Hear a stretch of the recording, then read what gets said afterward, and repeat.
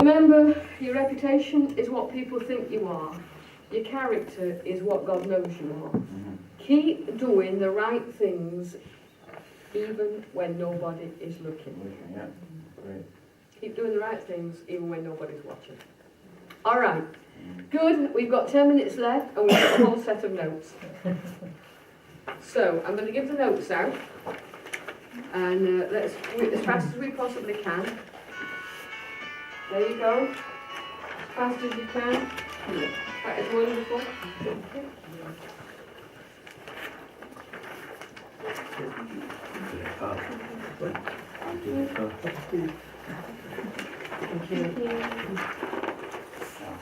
Sorry, there isn't any left here.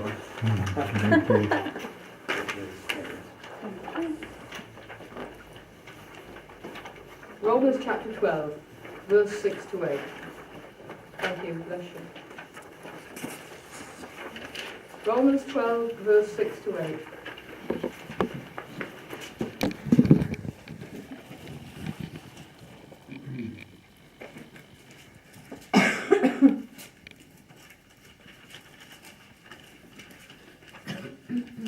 We have different gifts. Yes? Yeah? Yeah. According to the grace given us. So somehow God has placed within us different gifts. That's to do with the grace of God. Incredible. If a man's gift is prophesying, let him use it in proportion to his faith. So there's prophetic gift. Now, you'll have done some work on the gifts of the Spirit from the book of Corinthians. It seems to me this is not to do with the gifts of the Spirit. This is to do with the orientation of ministry in the body of Christ. If a man's gift is prophesying, let him use it in proportion to his faith. If it's serving, let him serve. If it's teaching, let him teach. If it's encouraging, let him encourage. If it's contributing to the needs of others, let him give generously. If it's leadership, let him govern diligently. If it's showing mercy, let him do it cheerfully. If his gift is leadership, let him govern diligently. All believers have a ministry, but for some, their ministry is leadership.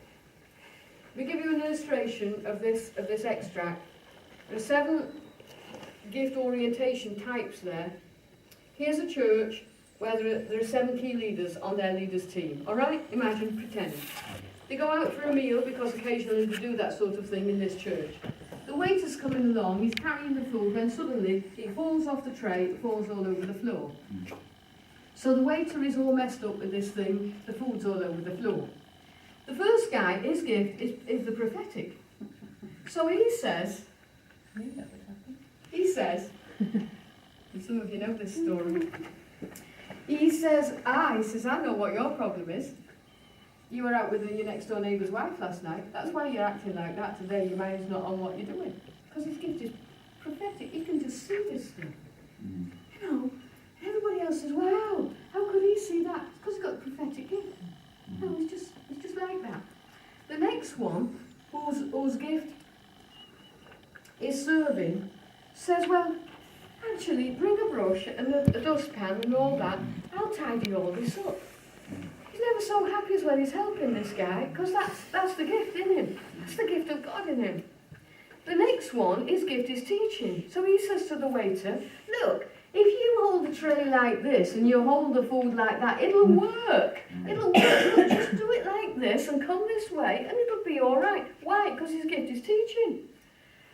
The next one, whose gift is encouraging, says, well, come on, guys, let's not be all upset about it. It could have been worse, you know, we could have all got food poisoning or something like that. But come on, it's not so bad. Let's look on the bright side, you know. It's all going to be all right. Because he's like Barnabas, you know, the son of encouragement. The other one, whose gift is contributing to the needs of others, says, no worries, I'll pay. I'll pay. I can see there's a problem. Look, nobody worry about it. I'll write the check. It's all going to be fine. He wants to give. He's never so happy as when he's giving. If it's leadership, one whose gift is leadership says, look, folks, he knows what to do now. The bill's been paid. Let's just get up and go somewhere else and start all over again. suddenly, hey presto, that's what happens. Why? Because his gift's leadership. Mm. He comes in, the thing is transformed because his gift is leadership. And so it goes.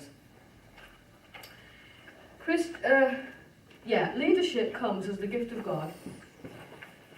I do think that actually those kind of gift orientation things God has put in people in general, not only within the body of Christ, but you look at people in society who have certain gifts. You know, people who are incredibly generous, people who are naturally gifted in different ways.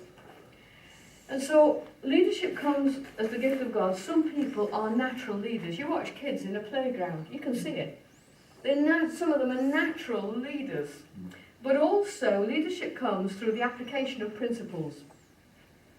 Leaders are born and made. Let's not get in all the big tension about whether leaders are born or whether they're made. They're both. Some people are naturally born leaders. Even in the secular world, you can see that right in front of you.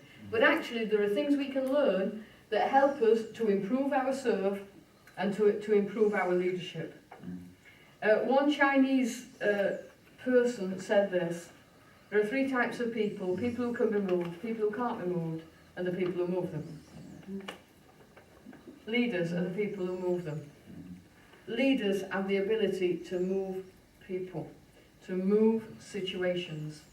Now, there are a number of things in there, and it's patently obvious that I'm not going to have time to go through them tonight.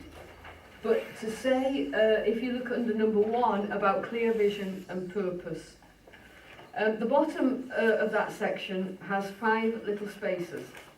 See the 5 little spaces? Yeah. Yeah? Leadership